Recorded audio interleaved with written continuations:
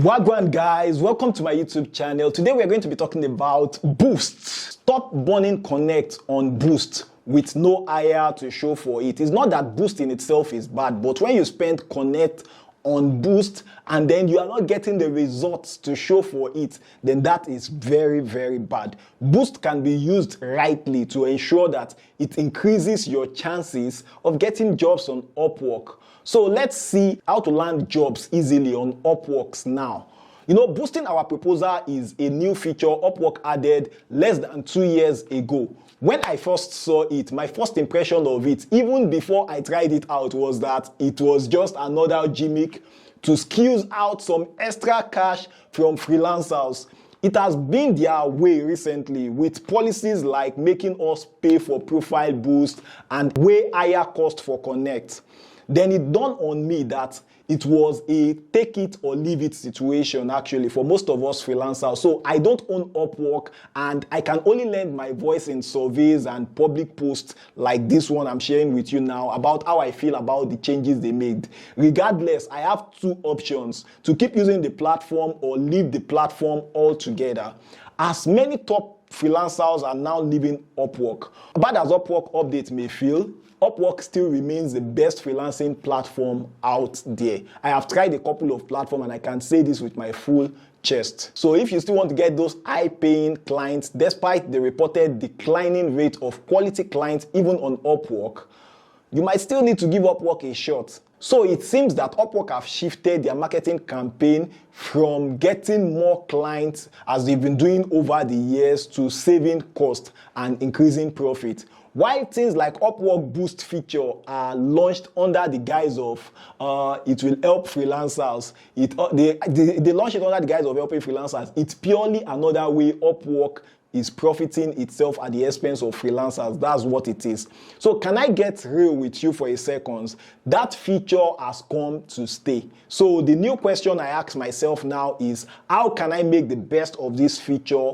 to give me a competitive edge over other freelancers in my niche? How can I master the new game of boosting and get a return on my investment on the Connect I spent? Even if I use all the boosting feature and burn my Connect like there is no tomorrow, I won't get a job on Upwork if my proposal is whack or my profile doesn't really hit the mark. Over time, I have mastered to use my Upwork Connect to boost proposals only when I am applying for a project whose prospective payments justify the extra Connect I spend. For example, if I can project that a project earns me $1,000 and it requires 16 connects to apply, which is in dollar equivalent a little shy of $2.50, I find it worth boosting my proposal for this $1,000 project. My personal idea is to boost well or not to boost at all.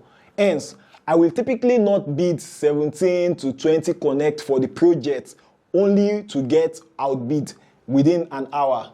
I also don't make excessive bids, like I have seen some ridiculous high connect bid on Upwork, which does not make any sense at all, at least to me, because the cost actually outweighs the income, and the boosting even with a million connect is no guarantee that the client will hire you. So for my above example, I will not mind bidding double the base connect required, anywhere from maybe 28 to 35 connects, depending on other bids I see on the project vis-a-vis the number of connects I have. What are your thoughts about Upwork Boost features? Leave a comment below.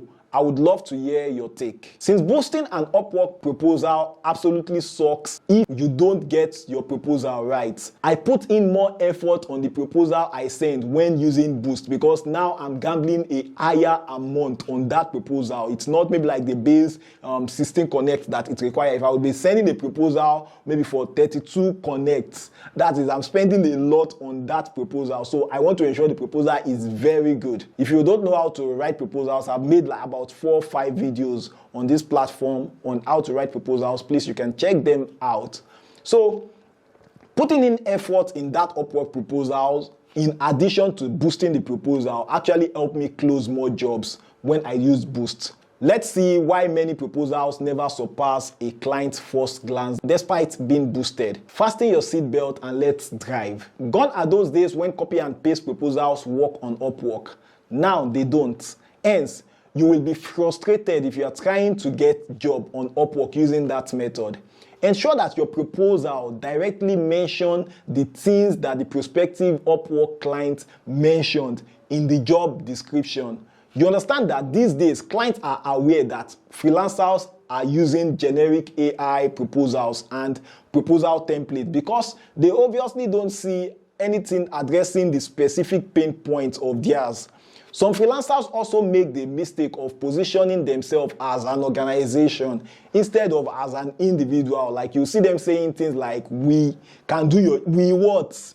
When clients are actually looking for individuals, clients actually need people they can actually connect with on an individual level or almost on a friendship level. So if you can make your proposal sound friendly, that's a win there.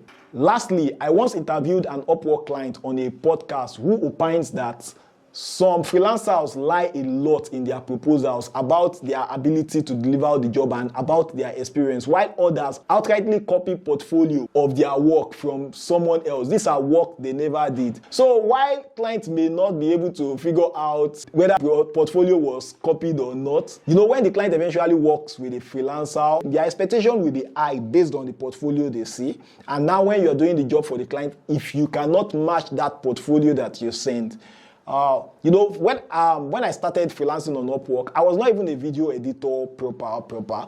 I was a content guy. I was more of a content writer. But when I came on Upwork, I got some video jobs on Fiverr. I got some video jobs on Fiverr for a media company in the US that I did on InShot. It was not the best video possible, but at least I started with that and improved over time. So the good part is that the videos I sent as sample were also videos that I edited for my Instagram skit. They were not too good too, but the client could relate. The client was satisfied with that level of work. So when they give me the work and I deliver that similar level of work to the client, there was no conflict. But imagine that I have sent the client maybe the work of one very big agency in Nigeria at that point in time that was very good, perfect. And I was actually more of a beginner then. My work will not match that, and the client will see through that. The expectation of the client will be cut short. So even the new client, even any client that falls for a fake proposal will eventually find out that it doesn't match the expectation that your proposal induced. Thereby, it can lead to bad reviews. So don't miss out on more strategies like this. Subscribe now for hacks that will help you thrive as an high-earning freelancer on Upwork. Upwork Proposal is a broad topic on its own, which I will cover more on my channel. So it's wise you subscribe right away so you don't miss out. So we can leave those people who want to waste their connect on boosting without optimizing their proposal and profile. Because boosting your proposal will push your proposal to the top of the client's list. But many times, the fact that you are number one on the client list doesn't mean the client will hire you. Many times, clients scroll through number one, number two, number three, number four. The client might end up hiring the 12th person on the list that did not even boost his or her proposal. So it is important that, when you boost, you have a fantastic proposal to back it up and not just depend on I have boosted it. And thanks for being appreciative enough to hit the like button on this video. Don't forget to subscribe to this channel if you've not, and if you have subscribed to this channel, turn on notification. And if you've never commented on this channel, please comment anything now. It helps the channel. Plus I would be doing some giveaways at sporadic intervals. So I'm encouraging you all to comment to support, to comment to win, and to comment to actually ask questions that you really want to ask. Because this is one of the places you are guaranteed. My comment section is one place you are guaranteed that I would respond to your comment. I can be busy and not check my WhatsApp or just breeze out of WhatsApp, but I used to respond to my YouTube comments. I mark time for it, even when I'm busy. So I would love to read from you. I'll see you in the next video. Bye-bye.